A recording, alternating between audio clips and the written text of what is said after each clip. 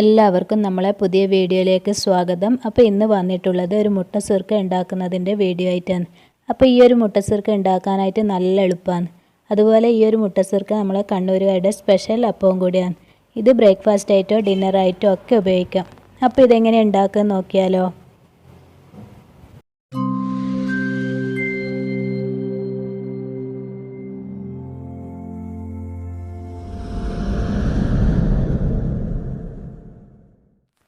അപ്പോൾ ഈ ഒരു മുട്ട സുർക്ക ഉണ്ടാക്കാനായിട്ട് ഞാനൊരു 1.5 കപ്പ് പച്ചരി എടുത്തിട്ടുണ്ട്.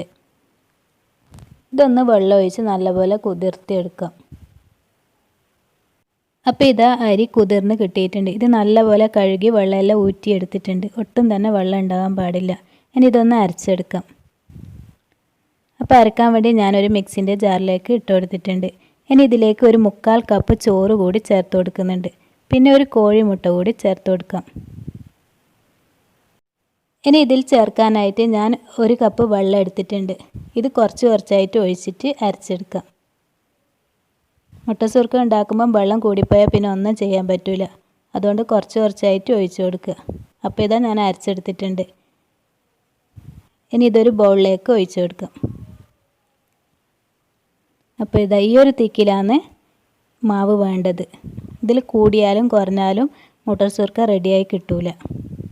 അപ്പോൾ ഞാനെടുത്ത 1 കപ്പ് വെള്ളത്തിൽ 1 ടേബിൾ സ്പൂണോളം മാത്രമേ ബാക്കി വന്നിട്ടുള്ളൂ. ഇനി അതുകൂടി ഈ മാവിലോട്ട് ഒഴിച്ചു കൊടുക്കാമെന്ന് വിചാരിച്ചാൽ നമ്മളെ മുട്ട സുർക്ക പെർഫെക്റ്റായിട്ട് കിട്ടൂല. അപ്പോൾ വെള്ളത്തിൻ്റെ അളവ് പ്രത്യേകം തന്നെ ശ്രദ്ധിക്കണം. ഇതിലേക്ക് ചേർക്കാനായിട്ട് 1 ക്യാരറ്റ്, 3-4 പച്ചമുളക്, ഒരു ചെറിയ കഷ്ണം സവാള, കുറച്ച് മല്ലിച്ചപ്പ് അരിഞ്ഞതും കൂടി എടുത്തിട്ടുണ്ട്.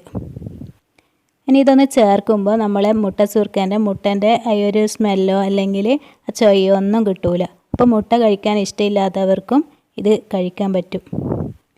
ഇനി ഇതിലേക്ക് ചേർത്ത് കൊടുക്കാം. ഇനി ഇതിലെടുക്കുന്ന ക്യാരറ്റും പച്ചമുളകെല്ലാം ഓരോരാളെ ഇഷ്ടത്തിനനുസരിച്ച് ചേർത്ത് കൊടുക്കുക. അപ്പോൾ ഇതിലേക്ക് പച്ചമുളകെല്ലാം ചേർക്കുന്നത് കൊണ്ട് തന്നെ വേറൊരു കറിൻ്റെയോ ആവശ്യമില്ല. കറിയൊന്നും ഇല്ലാണ്ട് തന്നെ ഇത് കഴിക്കാൻ പറ്റും. അപ്പോൾ ഇത് നല്ലപോലെ മിക്സാക്കി എടുക്കുക.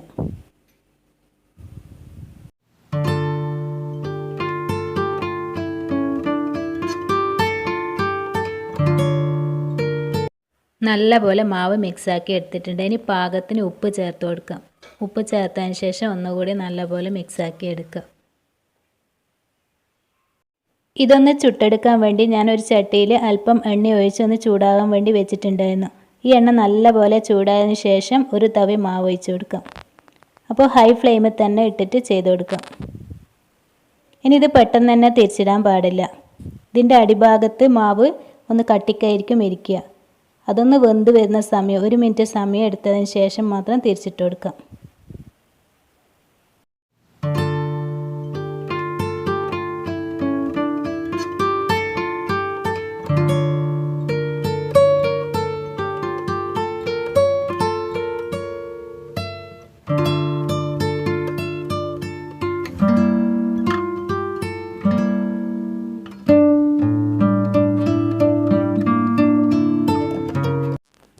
അപ്പോൾ ഇതാ നമ്മളെ മുട്ട സുർക്ക റെഡിയായി വന്നിട്ടുണ്ട്. ഇനി ഇത് എണ്ണയിൽ നിന്ന് കോരി മാറ്റാം. അപ്പോൾ ഇത് ബാക്കിയും കൂടി ഇതുപോലെ ചുട്ടെടുക്കാം. അപ്പോൾ ഇത് ബ്രേക്ക്ഫാസ്റ്റ് ആയിട്ടോ അല്ലെ ഡിന്നർ ആയിട്ടോ സ്നാക്സ് ആയിട്ടോ എങ്ങനെ വേണ്ടിക്കും കഴിക്കട്ടോ. നല്ല ടേസ്റ്റാണ്. അപ്പോൾ കുട്ടികൾക്കെല്ലാം ഒരുപാട് ഇഷ്ടമാവും.